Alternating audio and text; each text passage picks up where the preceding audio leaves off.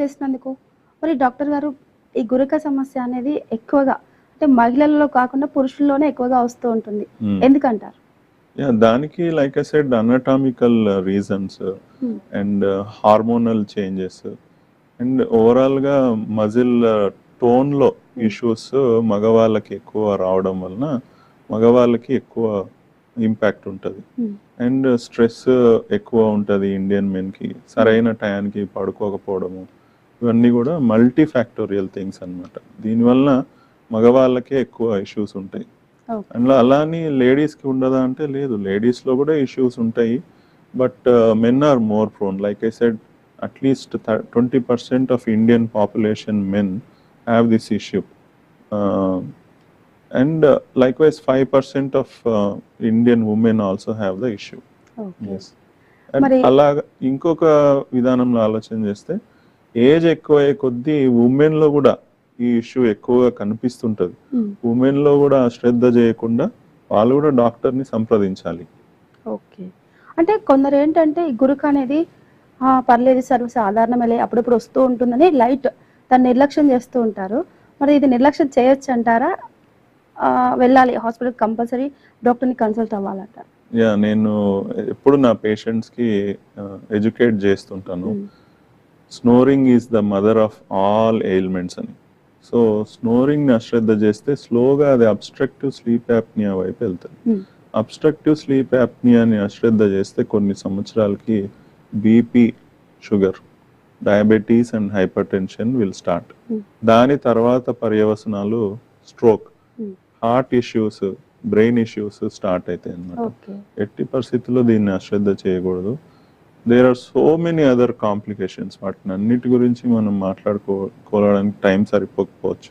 Like I said snoring is the mother of all ailments. ఎట్టి పరిస్థితుల్లో స్నోరింగ్ని evaluate చేయించుకోవాలి. హ్మ్. రీజన్ని ఐడెంటిఫై చేసుకోవాలి. ఓకే. ఒక్కొక్క రీజన్కి ఒక్కొక్క ట్రీట్మెంట్ ఉంటుంది. కరెక్ట్ ట్రీట్మెంట్ ఫాలో చేస్తే స్నోరింగ్ నుంచి పూర్తిగా దూరంగా ఉండొచ్చు. ఓకే. డాక్టర్ గారు ఈ గురక ప్లస్ స్లీప్ అప్నియా ఈ రెండిటికి మధ్య వ్యత్యాసం ఏంటి? తేడా ఏంటనేది సవివరంగా కొంచెం మన వాళ్ళకి చెప్పండి. All these fall into a group called sleep disordered breathing. హ్మ్. సో ఇది ఒక స్పెక్ట్రమ్ అన్నమాట.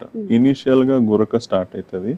గురకని అశ్రద్ధ చేస్తే అప్పర్ ఎయిర్వే రెసిస్టెంట్ సిండ్రోమ్ వస్తుంది. దీన్ని యుఏఆర్ఎస్ అంటాం. యుఏఆర్ఎస్ ని కూడా అశ్రద్ధ చేస్తే అబ్స్ట్రక్టివ్ స్లీప్ యాప్నియా వస్తుంది.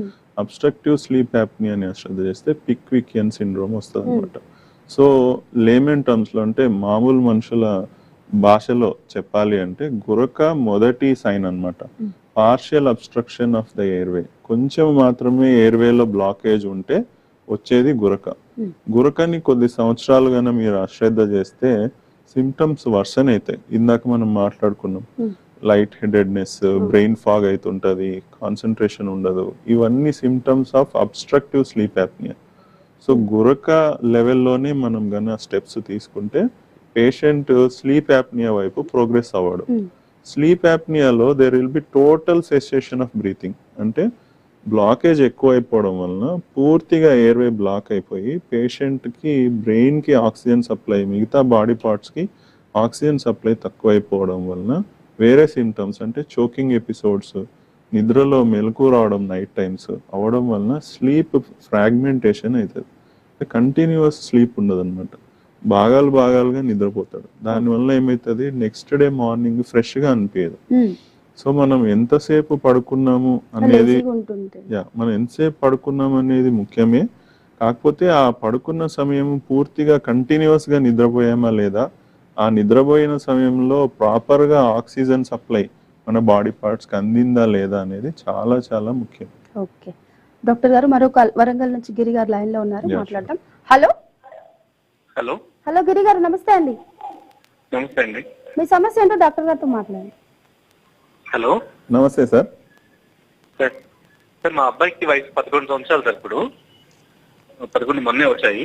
అయితే తనకి చెవులో బాగా చీమ్ కారుతుంది సార్. బాగా చెవులో బాగా చీమ్ కారుతుంది. పెద్ద ఇక్కడ ఎప్పుడు పెట్టినా వేలు పెట్టుకుంటున్నాడు సార్. చదువుకున్నప్పుడు, స్కూల్లో ఉన్నప్పుడు, ఇంట్లో ఉన్నప్పుడు ఎప్పుడు పెట్టినా కలుపుకుంటున్నాడు. లోపల చెవు చీమ్ లాగా లోపల చిన్న ఉండలాగా ఉంది సార్. అది దానివల్ల బాగా నొప్పి నొప్పి నొప్పి అంటున్నాడు సార్. పది దాకా అది ప్రాబ్లం అంటారా సార్? ఇంకా వేలు పెట్టుకోకుండా ఉండాలంటే ఏం చేయాలి చెప్పండి సార్?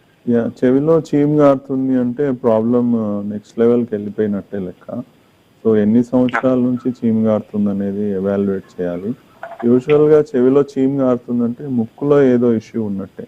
ముక్కు నుంచి చెవికి గాలి వెళ్ళడానికి యూస్టేషన్ ట్యూబ్ అని ఒక ట్యూబ్ ఉంటుంది. సో ఈ ట్యూబ్ గుండా ఎప్పుడైతే ప్రాపర్గా చెవికి గాలి వెళ్తుంటుందో చెవిలో చీమ్ గారడము, చెవి నొప్పి రావడము ఇవి జరగవు అనమాట.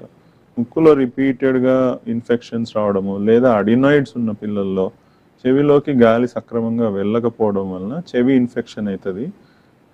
ముక్కు ప్రాబ్లమ్ని ప్రాపర్గా యాంటీబయాటిక్స్తోని, స్టెరాయిడ్ నేసల్ స్ప్రేతోని ట్రీట్ చేయకపోతే చెవి ఇన్ఫెక్షన్ వచ్చి చెవిలో ఉన్న ఇన్ఫెక్షన్ కాస్త బయటకి హోల్ పడి చెవి కర్ణబేరికి హోల్ పడి దాని నుంచి చీమ్ బయటకు గారుతుంటుంది.